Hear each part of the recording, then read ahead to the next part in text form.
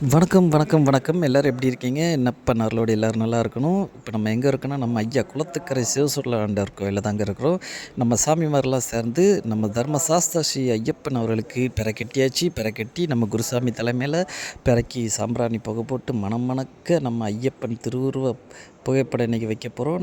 நம்ம தர்மசாஸ்தாவுக்கு பூஜை கொடுத்தாச்சு. அந்த புகைப்படத்தை எடுத்து அவருக்கு கட்டின அந்த இடத்துல வச்சாச்சு. ரோசாப்பூ மாலையில் பிச்சிப்பூ வாசத்தில் ஐயாவுக்கு படப்பு போட்டு தேங்காய் வெட்டி இன்றைக்கி பூஜையை தொடங்கியாச்சு.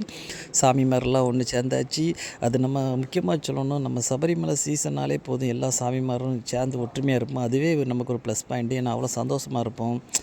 எந்த வித மனசில் எந்த குழப்பமும் இல்லாமல் பசங்களாம் ஒன்றா இருப்போம். ஒன்றா இருந்து நம்ம கோயிலிருந்து எப்பவும் நம்ம ஐயப்பனே நினச்சிட்ருப்போம். ஸோ இந்த வாட்டி எங்கள் பசங்களாம் சேர்ந்து நம்ம ஐயப்பனுக்கு அலங்கார தீபாவளி நடக்க பார்த்துக்காங்க.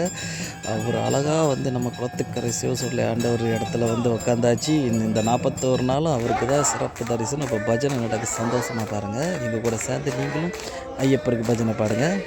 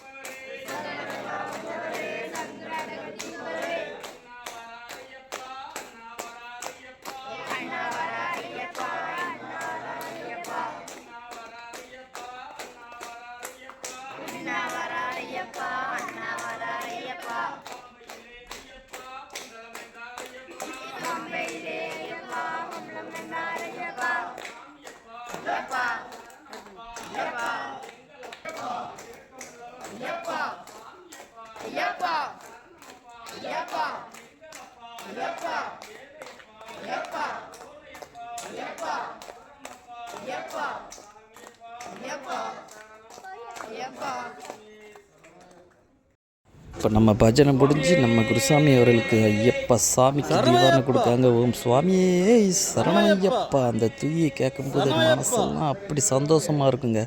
அந்த அளவுக்கு நம்ம ஐயனுக்கு பஜனை முடிஞ்சு பக்தர்களுக்கு எல்லாத்துக்கும் அந்த ஆர்த்தியை காமிச்சிட்டு ஐயப்பனுக்கு படைத்த நெய்வேத்தியம் சுண்டல் பானைக்கரம் பஞ்சாமிர்தம் எல்லாம் பக்தர்களுக்கு வழங்கி மன திருப்தியோடு எல்லோரும் இருக்குங்க. இனிமேல் வரக்கூடிய புதன் சனி எல்லாமே நம்ம ஐயப்ப சுவாமிக்கு சிறப்பு பூஜை உண்டு. எல்லா பக்தர்களும் சந்தோஷமாக இருக்கணும். எப்போவுமே நம்ம ஐயப்பர் துணை இருக்காங்க. சுவாமி சரணம் ஐயப்பா.